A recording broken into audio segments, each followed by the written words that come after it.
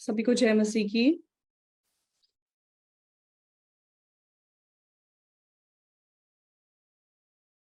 तो ईस्टर हम सबके लिए बहुत ही खुशी का समय है।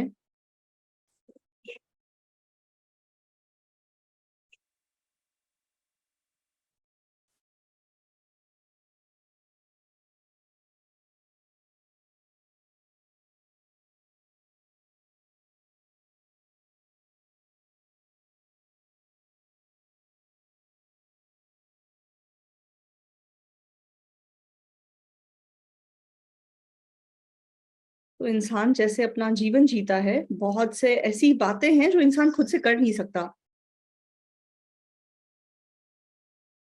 ल लेकिन जब हम आत्मिक जीवन को जानते और समझते हैं, तो ऐसी बातों में हमें बहुत मदद मिल सकती है।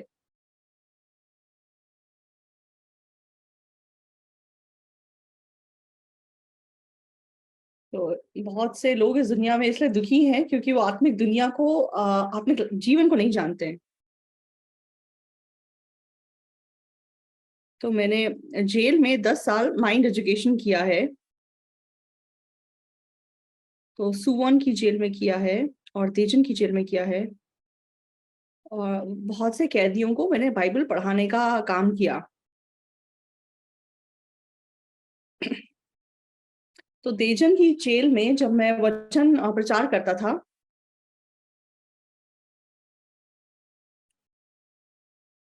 तो तब एक औरत थी जो अपनी सज़ा पूरी करने के बाद बाहर जा रही थी।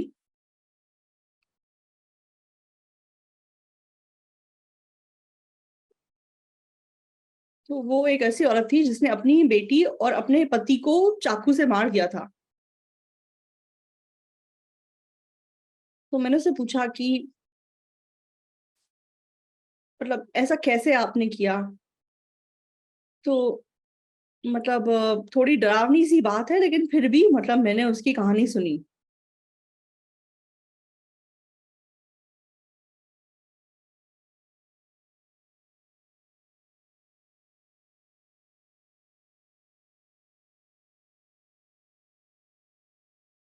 तो मतलब इसकी सज़ा पूरी हो गई थी 10 कुछ साल की, तो अब उसे जेल से बाहर जाना था। तो उससे पहले जैसे मेरे साथ इसको काउंसलिंग करने का टाइम मिला, तो मैंने लास्ट टाइम उससे जेल में मुलाकात की। तो मैंने पूछा कि ऐसा कैसे हो गया? कैसे आपने मतलब अपने पति को और बेटी को डाँटा? मतलब मार डाला? तो तो असलियत में क्या हुआ कि उसका बच्चा हुआ और वो घर आई। डिलीवरी के बाद वो घर आई और मतलब वो बहुत खुश थी, उसके पति भी बहुत खुश थे। तो ये बहुत मतलब एक खुश परिवार था, खुशी-खुशी से ये लोग साथ-साथ जी रहे थे। लेकिन एक दिन क्या हुआ,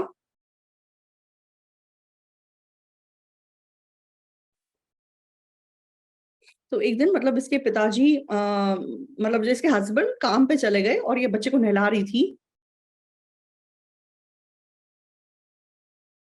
तो इसने बच्चे को नहला-धुला के टॉवल से पोंछ दिया और फिर उसको मतलब बेड के ऊपर रख दिया। तो बच्चा उसको इतना प्यारा लगा। तो आप लोगों को एक बात याद रखनी ज़रूरी है। तो आपका बच्चा जिसको आपने अपने शरीर से मतलब पैदा किया है, वो ज़रूर आपको प्यारा लगेगा।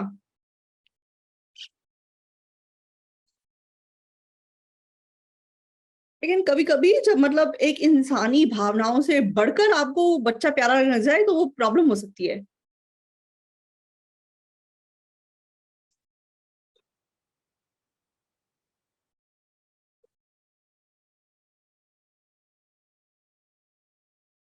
तो मैं थोड़ा-सा आपके सामने बैठ के बात करूँगा।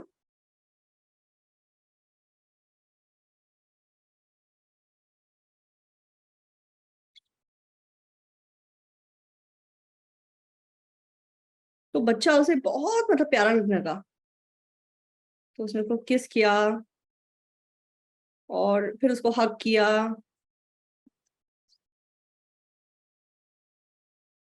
तो एक औरत जब बच्चा पैदा करती है, तो बहुत स्वाभाविक बात है कि उसको अपना बच्चा बहुत प्यारा लगेगा।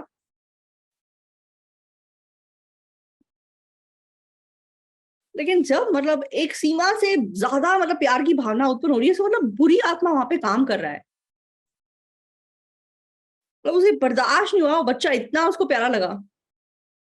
उसके बाद उसके मन में क्या सोच आई, तो अगर मेरे बच्चे को किसी ने चाकू से मार दिया तो क्या होगा? तो जैसे उसका बच्चा पैदा हुआ और बच्चा मतलब उसने पाला, कोई ऐसे थोड़ी सोचता है कि मतलब मेरे बच्चे को कोई चाकू से मार देगा। तो आप सारी औरतों ने बच्चे पैदा किए होंगे, तो आपको बच्चे प्यारे तो लगते हैं। लेकिन क्या आपने कभी ऐसा सोचा है कि मेरे बच्चे को कोई चाकू से मार देगा? आपने कभी ऐसा इमेजिनेशन रखा है?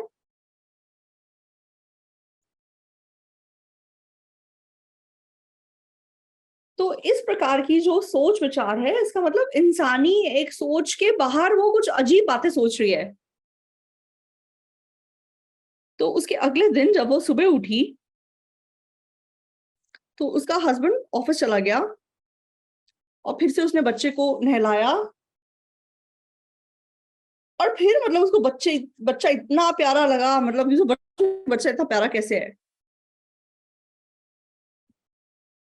और तब उसके मन में अचानक से क्या सोच आई, तो अगर मेरे बच्चे को कोई चाकू से मार देगा तो क्या होगा? तो आप लोगों ने कभी ऐसा सोचा है? तो कौन किसी के बच्चे को चाकू से मारता है?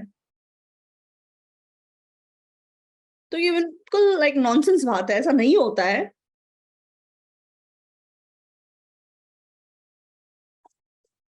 लेकिन प्रॉब्लम ये है कि वो सोच बुरी तरीके से इस औरत के मन को प्रभावित करने लगी। तो इसने सिक्योरिटी ऑफिस में फ़ोन किया, हाँ, ये यहाँ कोई अजनबी आदमी तो नहीं आ रहा है हमारे घर में? नहीं, ऐसा कोई नहीं है। तो किसी को मेरे घर में आने मत देना, हाँ, सिक्योरिटी ध्यान रखना। तो उसने सारे दरवाज़े बंद कर दिए और खिड़की बंद कर दी और फिर अपने पति को फ़ोन किया। तो पति को बोलने लगी, मुझे बहुत डर लग रहा है। तो पति को मतलब इस बात का कोई आइडिया नहीं है कि उसकी पत्नी के मन में क्या चल रहा है। उसको नहीं पता कि मतलब क्या डर लग रहा है। उसने बोला, हमारा घर है, तुम्हें क्यों डर लग रहा है? तो हाँ, शायद तुम्हारा शरीर कमज़ोर हो गया है, इसलिए तुम्हें ऐसा कुछ लग रहा होगा, तुम डरो मत। तो वो बोल रहा है मत डरो, लेकिन इसको डर लग रहा है, क्या कर सकती है? तो इसको इतना डर लग रहा है कि मतलब कोई आएगा मेरे बच्चे को चाकू से मार देगा। तो इसने क्या किया कि अपने बच्चे को रैप किया और घर से बाहर निकल गई और टैक्सी पकड़ी और तो मतलब ड्राइवर ने पूछा, कहाँ जाएँगे आप?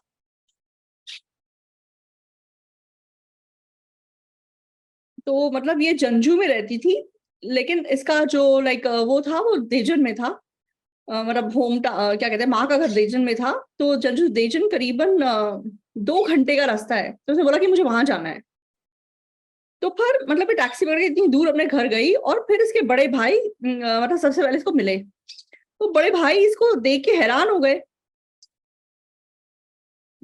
तो तुम्हारा दिमाग खराब है? तो तुम्हारे पास इतने पैसे हैं, तो तुम टैक्सी पकड़ के इतनी दूर आई हो? घर वापस जाओ, इतने छोटे बच्चे को लेके क्या घूम रही हो? तो इसके भाई को मतलब थोड़ा प्यार से इसको बात करना चाहिए था और पूछना चाहिए था कि क्या हो गया? मतलब क्यों तुम्हारे क्या तुमको प्रॉब्लम है? तुम क्यों यहाँ आई हो? तो लेकिन मतलब इसके भाई ने इससे ऐसे ऐसी कोई बात नहीं पूछी और ये औरत रोने लगी और फिर से अपने घर चले गई। और फिर 1 महीना, 2 महीना बीत गए और बच्चा बढ़ने लगा। लेकिन ये हस्बैंड भी मतलब बिल्कुल समझ नहीं पा रहा कि उसकी पत्नी को क्यों डर लग रहा है। तो वो रोज़ अपने पति को बोलती थी, मुझे बहुत डर लगता है। तो उसको लगा, अच्छा तुमको डर लग रहा है? तो मतलब वो बहुत ही हल्के रूप से उसकी बात को ले रहा था, जबकि सीरियस प्रॉब्लम थी। और फिर वो रात को सोते-सोते एकदम से उठ जाती थी, चेक करती थी मेरे बच्चे को कुछ हो तो नहीं गया, मेरे बच्चे को कोई ले तो नहीं गया? और उसको हमेशा मतलब बेचैन महसूस होता था और डर लगा रहता था। तो 1 महीना, 2 महीना करीबन जब 3 महीने बीत गए,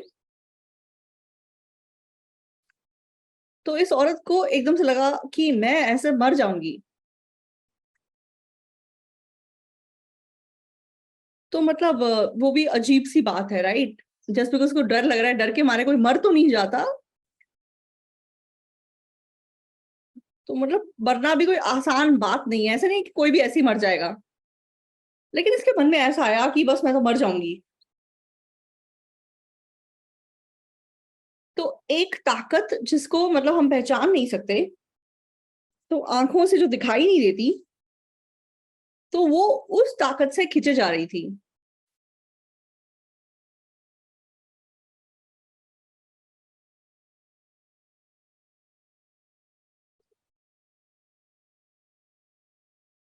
तो मतलब साधारण लोग बोल रहे हैं कि सोचते हैं कि ये कोई बड़ी बात नहीं है, क्या हो गया, डर ही तो लग रहा है, क्या फर्क पड़ जाता है उससे। लेकिन 1 महीना, 2 महीना, 3 महीना जब टाइम बीता गया, तो फिर इस औरत के मन में क्या सोच आ गई, हाँ, ऐसा करके मैं तो एक दिन मर ही जाऊंगी।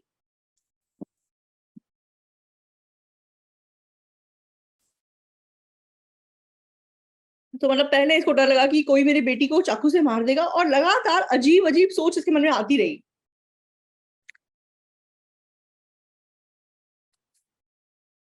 तो एक्चुअली जब आप लोगों के मनों में ऐसी सोच आती है, तो उस सोच को अपने आप तक मत रखिए, दूसरों से जाके मन बांटिए तो बहुत आसान होगा। तो ये औरत एक दिन सोचने लगी कि मैं मर जाऊंगी। और फिर इसकी सोच किस दिशा में गई, अगर मैं मर गई तो फिर क्या होगा?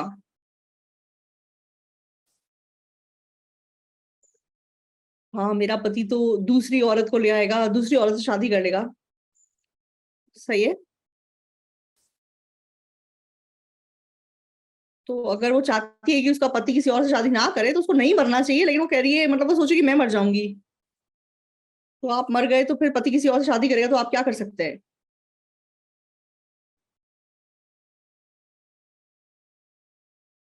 लेकिन मतलब सोच जो है, एक के बाद एक सोच इसके मन में ऐसे आगे बढ़ती जा रही है। तो उसके फिर इसको क्या लगने लगा कि हाँ, नई माँ आएगी और मेरी बेटी को परेशान करेगी। तो बहुत ठंडे मौसम में वो जानबूझ के मेरे बेटी के कपड़े उतारेगी और उसे घर से बाहर निकाल देगी, और खुद अंदर मेरे पति के साथ खुशी-खुशी खाना खाएगी। मतलब ये वो सोच ने इस औरत को पागल बना दिया।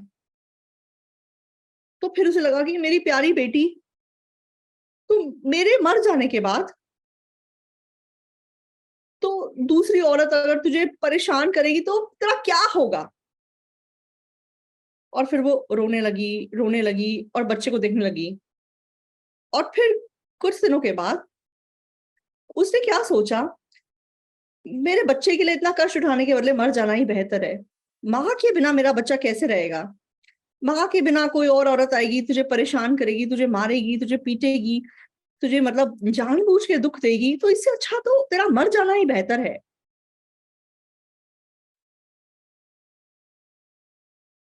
और उसके बाद उसने क्या सोचा, चल ठीक है, बेटा माँ तुझे इतना प्यार करती है, तो मैं बर्दाश्त नहीं कर सकती कि कोई और औरत आए और तुझे दुःख पहुँचाए, तुझे मतलब चोट पहुँचाए। लेकिन माँ माँ अगर मर गई तो फिर तुझे कैसे सुरक्षित रख सकती है? तो इसीलिए यही अच्छा होगा कि तू भी मेरे साथ-साथ मर जा। तो ठीक है बेटा, पहले मैं तुझे मार देती हूँ और फिर मैं मर जाती हूँ। तो बेटा प्लीज़ तू माँ को समझना, मैं तुझे बहुत प्यार करती हूँ। तो मैं नहीं बर्दाश्त कर सकती कि सौतेली माँ तुझे परेशान करे।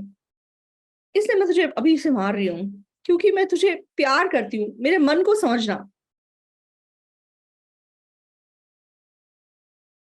तो नॉनसेंस लाइक सोच से ये औरत खींची जा रही है। तो कितने ऐसे लोग हैं जो इस प्रकार की सोच से खींचे जाते हैं।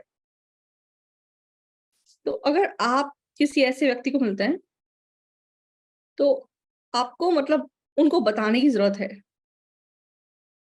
तो अगर आपको कोई प्रॉब्लम है तो आप मुझे ही बताओ, क्योंकि मुझे इस मामले में बहुत अनुभव है। तो उस दिन उस औरत ने क्या सोचा, ठीक है बेटा, क्योंकि माँ तुझे इतना प्यार मैं तुझे सौतेली माँ के अंडर रह के इतना दुख उठाने नहीं दे सकती, तो मुझे तुझे मारना ही होगा। ऐसा नहीं है कि मैं तुझे नफरत करती हूँ, लेकिन मैं तुझे बहुत प्यार करती हूँ। तो तुझे मैं प्यार करती हूँ, इसलिए तेरे को मार डालना मेरे लिए बहुत जरूरी है। तुझे प्लीज मुझे समझना होगा।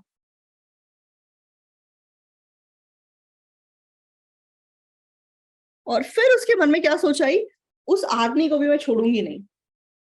कौन? वो पति। वो गंदा आदमी जो कि दूसरी औरत को लेके आने वाला था और मेरी बेटी को दुख देने वाला था, उसको भी मैं नहीं छोड़ूंगी। उसको भी मुझे मारना होगा। तो नॉर्मल सोच के अलावा, तो आंखों से ना दिखाई देने वाली एक आत्मा की दुनिया है। तो आत्मा के पास कोई शरीर नहीं है, लेकिन आत्मा काम करती है। आत्मा के काम करने की दुनिया है जिसको हम आंखों से देख नहीं सकते। तो आपके मनों में भी बुरी आत्मा टाइम टू टाइम अजीबो गरीब सोच डालती होगी, लेकिन जब आप उस आत्मा से खिंच जाते हैं तो आप जरूर किसी हादसे में पड़ेंगे। तो उसका हस्बैंड ऑफिस से वापस आया और मैं बच्चों को पकड़ के रो रही थी, बेटा मैं तुझसे प्यार करती हूँ, लेकिन मैं तुझे जिंदा छोड़ के मर नहीं सकती। मैं बर्दाश्त नहीं कर सकती सौतेली माँ आए और तुझे दुख दे, तुझे परेशान करे, तो इसलिए मुझे तुझे मारना होगा। तो बिल्कुल मतलब पागल की सोच में औरत पकड़ी गई है। तो मतलब बहुत लोग ऐसी नॉनसेंस बातों से खिंचे जाते हैं। तो उस औरत ने अपने बच्चे को मार दिया, अपने पति को मार दिया और अपना हाथ काटना शुरू कर दिया कि खुद भी मर जाए, लेकिन वो बच गई, वो नहीं मरी।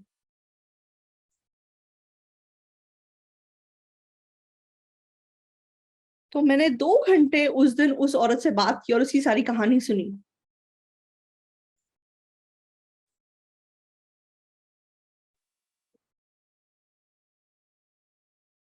तो तब इस औरत ने यीशु मसीह में विश्वास किया और उसने उद्धार पाया। अब वो उल्सान में किसी और से शादी करके दोबारा अपना जीवन जी रही है और वो खुशी से जी रही है। तो हमारे मन में जो सोच उत्पन्न होती है वो हमारी खुद की सोच नहीं है।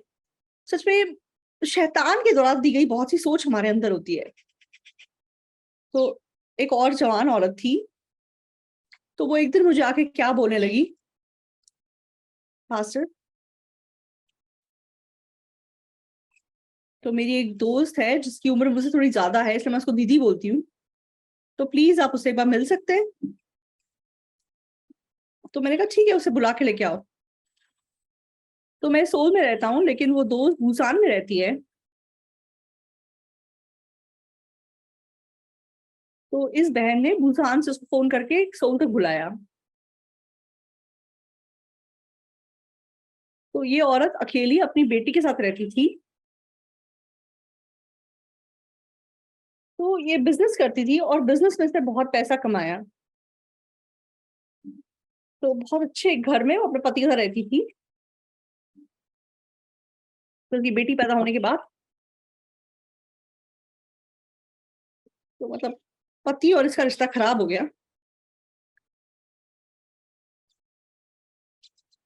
तो इसने अपने पति का घर छोड़ दिया और अपनी बेटी के साथ बाहर आ गई। और इसने बहुत मेहनत से बिजनेस किया और अच्छे से मतलब इसने बिजनेस शुरू किया। और इसकी माँ और इसके भाई इसके बिजनेस में इसको हेल्प करते थे। तो एक दिन एक मतलब ज्योतिषी ने इसको क्या बताया, तो अपने भाई को अपनी कंपनी से बाहर कर दो। तो क्यों अपने भाई को मैं क्यों बाहर कर दूं? नहीं, तो तेरी मर्जी, तू किस वजह से इतनी सफल हुई है। तो अगर तुझे अपनी सफलता कायम रखनी है, भाई को यहाँ से बाहर भगा दे। तो उसने अपने भाई को बुलाया और भाई को बोला,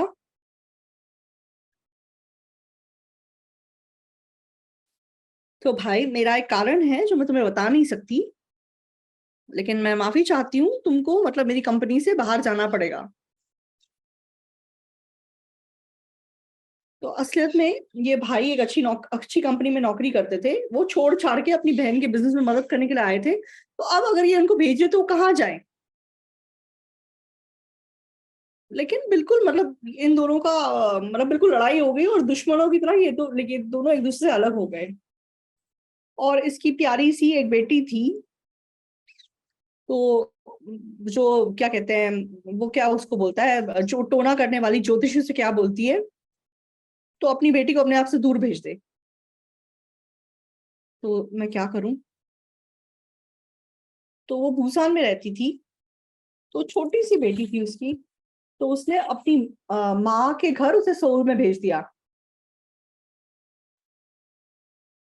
तो मतलब इसको अपने बेटी की इतनी याद आती थी, लेकिन फिर भी मतलब रो रो के इसने उसको अपने से दूर कर दिया।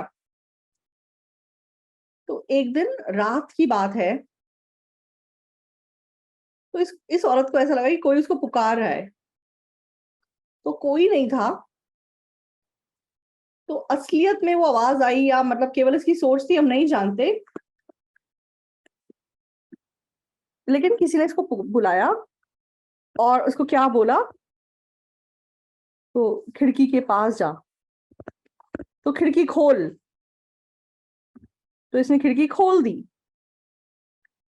कुर्सी लेके आओ, और कुर्सी को उस पे मतलब खिड़की के पास रखो, और तुम खिड़की पे कुर्सी पे चढ़ जाओ, और अब तुम कूद जाओ। तो उसका घर जो है वो 20वीं मंजिल पे था।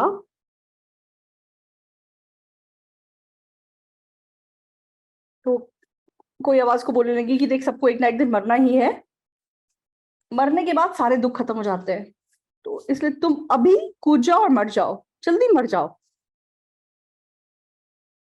तो तब इस औरत को क्या लगा, तो 1 महीना पहले तो उसके 5 पक्के दोस्त थे।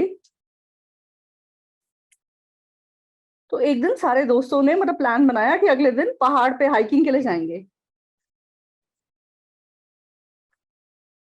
तो मतलब ये लोग सब मिलते हैं और मतलब प्रॉमिस करके अलग हो जाते हैं कि अगले दिन हम फिर से मिलेंगे। लेकिन अगले दिन मतलब केवल 4 दोस्त आए, एक दोस्त नहीं आई। और जब उस दोस्त को इन्होंने फोन किया तो उस दोस्त ने फोन नहीं उठाया। अरे, ये दोस्त फोन क्यों नहीं उठा रही है? तो ये लोग अपनी दोस्त के घर गए,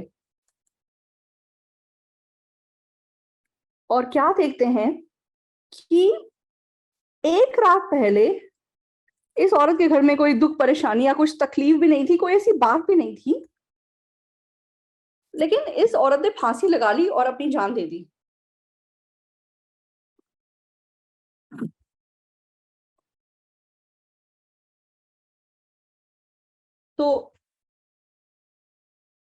तो अभी ये सेम सोच इस औरत के मन में आ रही थी कि तुम बिल्डिंग से कूद जाओ और मर जाओ। लेकिन अचानक से उसे क्या याद आया, उसे याद आया कि हाँ, शायद मेरी दोस्त को भी ऐसी आवाज सुनाई दी होगी, इसलिए वो भी कूद के, इसलिए वो भी आत्महत्या करके मर गई होगी। तो उसने फटाफट से खिड़की बंद की और अपनी दूसरी दोस्त को फोन किया। और ये दोस्त इसको अच्छे से जानती थी।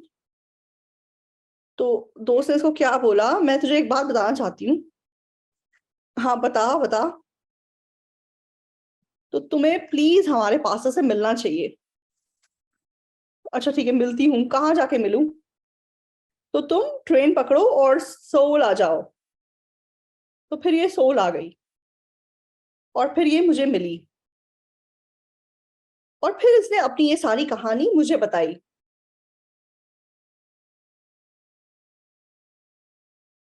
तो मैंने इसकी बात सुन के क्या जाना कि बुरी आत्मा इसको मारना चाहती है, और बिल्कुल प्लान के साथ ये औरत, ये बुरी आत्मा काम कर रही है। तो जब तक इसके घर में इसके परिवार वाले होंगे तो कैसे मरेगी? तो पहले इसका तलाक कराया, फिर भाई को इससे अलग कराया, फिर बेटी को इससे अलग कराया। तो अगर तुम्हारे घर में तुम्हारा छोटा बच्चा होगा, उसके सामने कैसे मरोगे? तो ये अपने बच्चे से अलग नहीं होना चाहती, लेकिन रो रो के इसने अपनी बच्ची को अपने आप से अलग कर लिया। तो इसने अपनी पूरी स्टोरी मुझे बताई। तो मुझे एकदम से ऐसा महसूस हुआ कि बुरी आत्मा इस औरत को मार डालना चाहती है। तो मैंने उस औरत से कहा, मैंने कहा मैडम आपको यीशु पे विश्वास करना होगा। तो इसने नेचुरली बोला, हाँ जी पास्टर जी, बाद में विश्वास करूंगी। लेकिन मेरी नजरों में ये अभी इतनी खतरनाक परिस्थिति में है, तो मैं इसके ऊपर चिल्लाने लगा, ऐसी बातें मत बोलो, तुम मर जाओगी, तो अभी विश्वास करो। तो फिर मैंने इसको सुसमाचार प्रचार किया। तो इसने उद्धार पाया और अब ये बहुत खुशी से जी रही है। तो अब ये मतलब अपनी बेटी के साथ रहती है और हमारे चर्च को अटेंड करती है और खुशी से जी रही है। और अभी उनकी बेटी की शादी होने वाली है।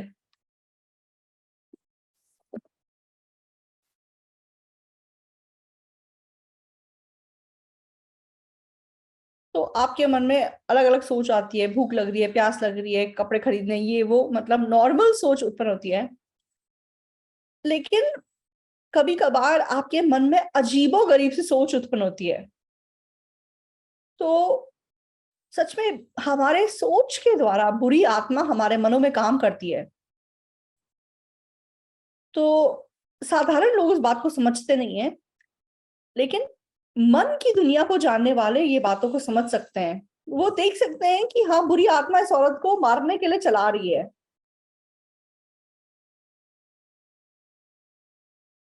तो अब ये औरत मतलब सोल शिफ्ट हो गई और अपना काम अच्छी तरह कर रही है और अच्छे से जी रही है। तो जब से हम पैदा होते हैं और हमारे मरने तक, कोई लोग 80-90 साल तक जिंदा रहते हैं, लेकिन कितना भी हमारा जीवन लंबा हो, वो छोटा एकदम खत्म हो जाता है। तो इस साल मैं 80 साल का हो गया। तो कभी-कभी मुझे ऐसा लगता है कि मैं अभी भी मतलब टीनेजर हूँ। तो मैं अपने आप को देखता हूँ कि अरे मैं तो दादा हो चुका हूँ, तो मैं हैरान हो जाता हूँ। तो मतलब मेरे को पता नहीं चला, लेकिन बड़ी जल्दी मैं दादा बन गया। तो एक बार मैं मतलब मेट्रो में था, तो एक स्टूडेंट ने बोला, दादाजी इधर बैठ जाइए। तो मैंने कहा कितना अच्छा बच्चा है। तो मैंने कहा कोई बात नहीं, मैं खड़ा रहूंगा। नहीं नहीं दादाजी आप बैठ जाइए। तो मैंने कहा नहीं, मुझे अच्छा ही लगता है तुम्हें उठा के बैठना, तो साथ साथ बैठ जाए। तो ना केवल मतलब साधारण प्रकार के सोच विचार,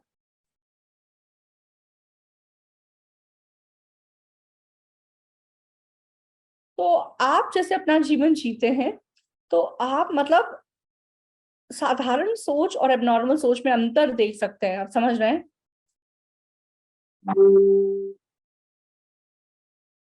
तो जब आपके अंदर एबनॉर्मल सोच उत्पन्न होती है, तो आपको याद रखना है कि बुरी आत्मा आपको बर्बाद करना चाहती है, इसलिए वो ये सोच आपको दे रही है, और उस सोच को स्वीकार मत कीजिए। तो इस दुनिया में जिन लोगों ने बड़े-बड़े क्राइम किए हैं, बड़े-बड़े गलत काम किए हैं, तो सच में बहुत ऐसे हैं, वो बुरी सोच से मतलब उकसाए गए हैं। तो लोग सोचेंगे कि हाँ, ये तो हमें यीशु में विश्वास करने के लिए बना रहे हैं, इसलिए हमको ऐसी बातें बोल रहे हैं। हाँ, ऑब्वियस बात है।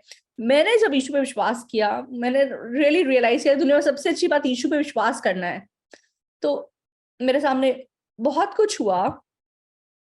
तो हमारे चर्च में एक पास्टर है, तो ये अपने मुक्के के लिए मशहूर था।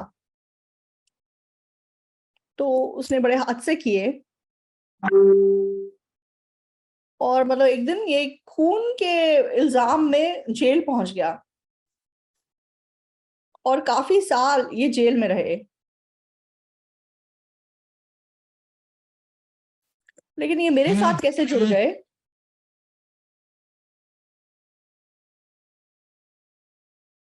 तो एक फौजी ने किसी व्यक्ति को गोली से मार दिया, तो उसने 6 लोगों को मारा। तो तो उसको मतलब क्या नाम है, फांसी की सजा सुनाई गई और वो जेल में था।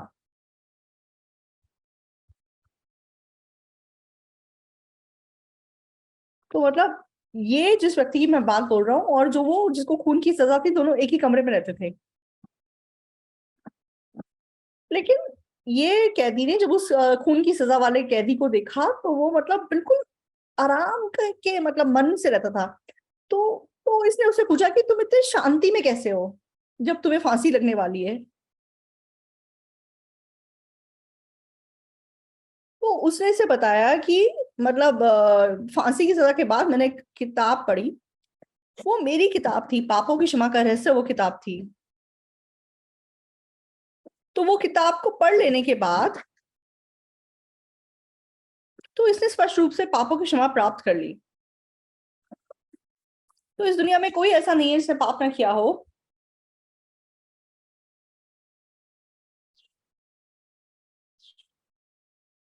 तो मतलब जो लोग पाप करते हैं, पाप जरूर उनके विवेक को चुभन महसूस कराता है। तो ये व्यक्ति को खून की मतलब फांसी की सजा सुना दी गई और पता नहीं इसे फांसी कब लगेगी। लेकिन मतलब बहुत वो रिलैक्स मन से जेल में रहता था। तो मतलब इस कैदी ने उससे पूछा, आपको डर नहीं लगता? नहीं।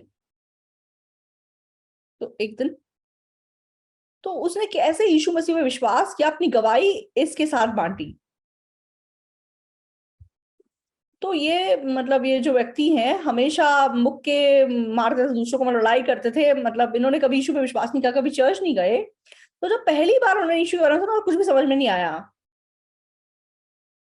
तो पता नहीं आप क्या बता रहे, समझ में नहीं आ रहा। तो उसने एक किताब दी कि ये पढ़ो। तो वो मेरी किताब थी, पापों की क्षमा और नए सिरे से जन्म पाने का रहस्य, मेरी पहली किताब है जो मैंने लिखी थी। तो उस किताब से बहुत लोगों ने पापों की क्षमा प्राप्त की है।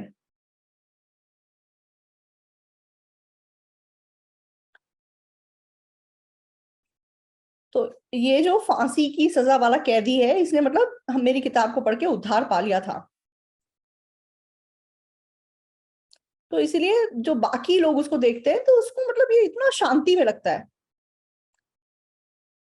तो मतलब ये दोनों मतलब आपस में बात कर रहे थे, लाइक जो दूसरा कैदी आया जिसको फांसी की सजा होने वाले, आपस में बात कर रहे थे और इसे यीशु मतलब ये फांसी की सजा वाला इसको यीशु के बारे में बता रहा है, लेकिन उसको कुछ भी समझ में नहीं आ रहा है। तो उसने मेरी लिखी हुई किताब उसको दे दी। तो उस दिन रात को ये दूसरे कैदी ने किताब पढ़नी शुरू की। तो वो बिल्कुल उस किताब में डूब गया। और रात को जब सब लोग सो जाते हैं तो अकेला बैठ के उस किताब को पढ़ रहा था। और जब भी उसको किताब में कुछ समझ में नहीं आता तो फिर वो उसको उठाता। तो प्लीज प्लीज मुझे मुझे ये थोड़ा सा समझा दो।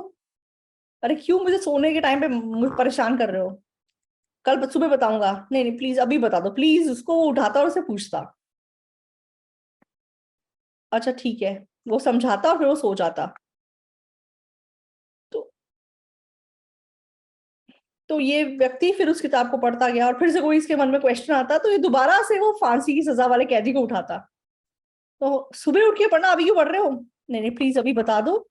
वो समझाता। तो फिर उसे समझ मतलब नए कैदी को समझ में आ जाता। तो अगले दिन जब सूर्य होगा, आखिरी पढ़ा और उसके मन में विश्वास आ गया कि मेरे पाप क्षमा हो गए हैं। तो वो बिल्कुल बदल गया।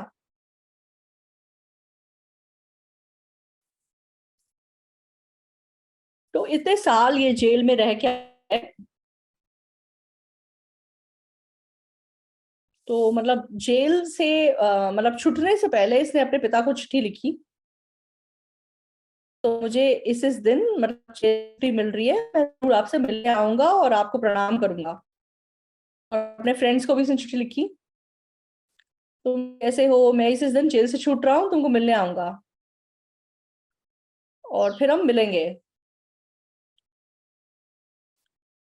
और मतलब इसके मन में बहुत उत्सुक मन था कि ये कब जेल से बाहर निकलेगा। लेकिन एक दिन इसके मन में क्या सोच आई, तो जो लोग जेल में होते हैं,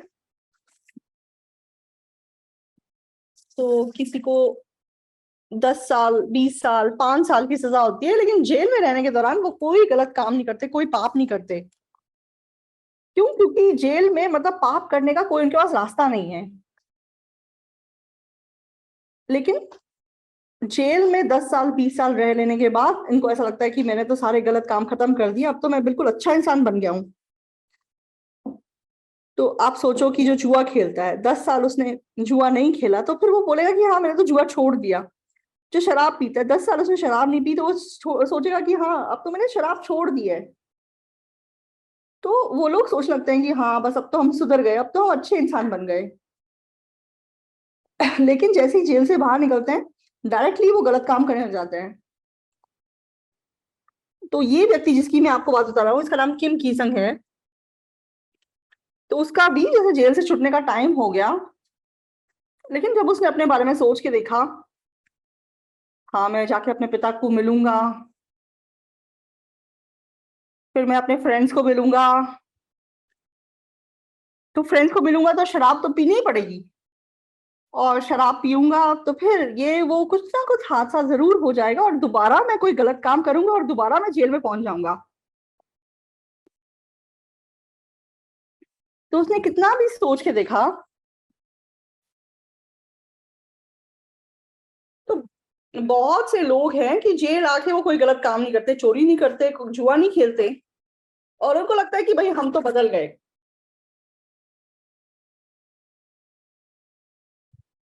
तो उनको ऐसा लगने लगता है कि अब तो हम ठीक हो गए हैं। लेकिन जब वो बाहर जाते हैं तो 3 महीने के बाद, 6 महीने के बाद वापस आ जाते हैं, कोई अगले दिन भी वापस आ जाते हैं।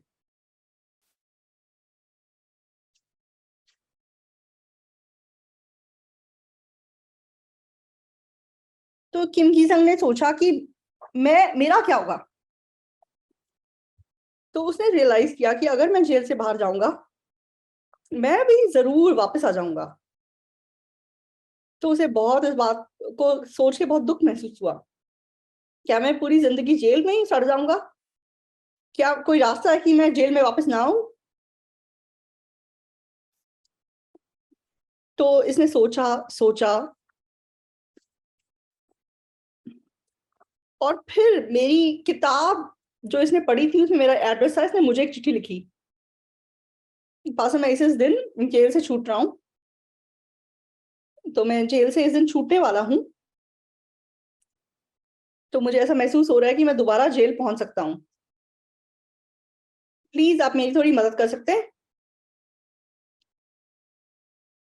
तो मैंने उसे अपना एड्रेस दिया, अपना फोन नंबर दिया, और बोला कि मेरे घर आ जाओ, और हमारे घर में खाली कमरा था, मैंने बोला कि तुम इस कमरे में रह जाओ। तो वो 1 साल वहां रहा। 1 साल वो इतनी खुशी से रहा। अरे 1 महीना हो गया, अभी तक मैं जेल वापस नहीं गया। तो अगर मैं 2 महीने हो गए, अभी तक मैं जेल वापस नहीं गया। तो वो खुशी से चर्च की सफाई करता था, चर्च का सारा काम करता था, और सारे गलत काम उसे छोड़ दिए। और 1 साल बीत जाने के बाद तो इतना खुश हुआ कि 1 साल के लिए मैं जेल वापस नहीं गया। और 1 साल खत्म होने के बाद मैंने उसे बोला कि तुम मिशनरी स्कूल में आ जाओ। और मिशनरी स्कूल में उसने बाइबल बहुत अच्छे से पढ़ी, और मिशनरी स्कूल से बाहर आके वो सेवकाई करने लगा। और मैंने एक सुंदर लड़की से उसका परिचय कराया, और सच में उसने उद्धार पाया, मतलब उसने उसकी शादी हो गई। तो वो मतलब वो अब वो इतने अच्छे से सुसमाचार का काम कर रहे हैं, पूरी दुनिया में सुसमाचार का काम कर रहे हैं। वो केन्या गए,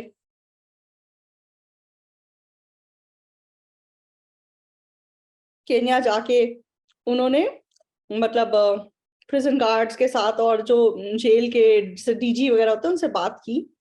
और केन्या केन्या के जेल में उन्होंने टीवी लगवा दी, और टीवी के द्वारा लगातार उनके लेक्चर वहां पे टेलीकास्ट होते हैं। तो केन्या की जेल का एटमॉस्फेयर बिल्कुल बदल गया। तो केन्या के जेल का एटमॉस्फेयर इतना बदल गया, तो केन्या की जेल ने मतलब सारे जेल्स हमारे अथॉरिटी के अंदर दे दी। और जेल से जो मतलब जो बाहर निकलते हैं, तो कोई एक कैदी था जो 2 दिन में 8 लोगों को मार के भाग गया था। और मतलब जेल इतनी डरावनी जगह है, लेकिन जेल के लोग इतने बदलने लगे। तो ये भयानक क्रिमिनल मतलब हमारे वचन को सुन के इतना बदल गया कि इतने अच्छे से जेल में काम करने लगा। और अब ये पास्टर ग्वांगचू में है, ग्वांगचू में सेवकाई कर रहे हैं।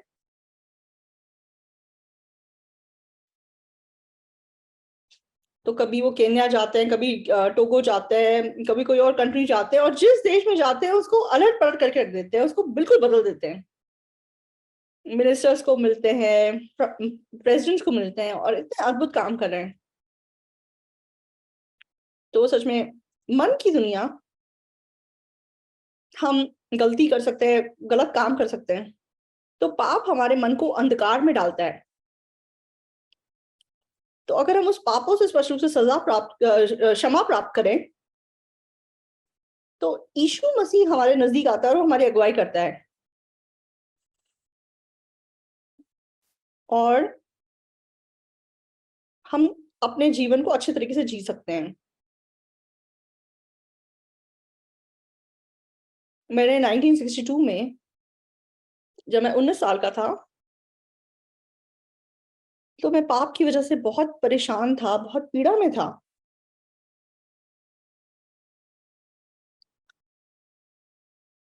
तो मैंने बाइबल को पढ़ा और लेवी 4 में पापों की क्षमा के विषय में बहुत स्पष्ट रूप से लिखा हुआ था। तो अगर आप में से कोई पापों की क्षमा प्राप्त करना चाहता है, आप लेवी 4 ध्यान से पढ़िए, उसमें बिल्कुल क्लियरली लिखा हुआ है। और अगर आपको समझ में नहीं आता, आप हमें कॉन्टैक्ट कीजिए, हम आपको समझाएँगे। तो जब मेरे पाप धुल गए, तो यीशु मसीह हमेशा मेरे साथ हैं और मैं उनको अपनी मदद करते हुए देख सकता हूँ। तो आज यीशु मसीह के पुनरुत्थान का दिन है।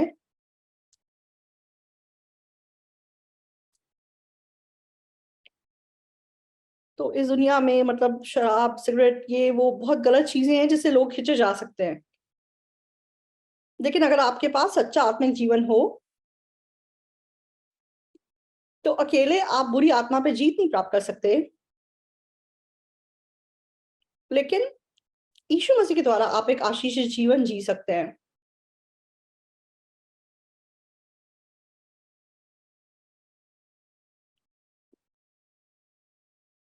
तो सोल में मतलब डिवोर्स रेट 40% है, लेकिन हमारे चर्च में 0.1% है।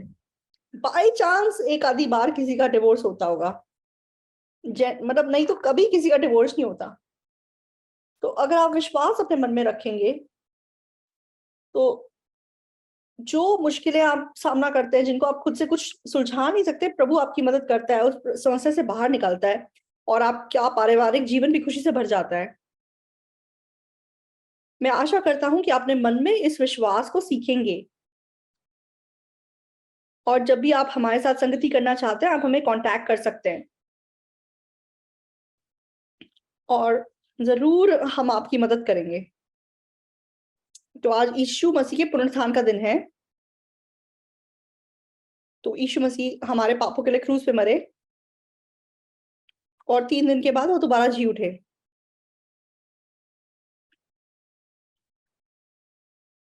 तो जब यीशु मसीह मरे और दोबारा जी उठे,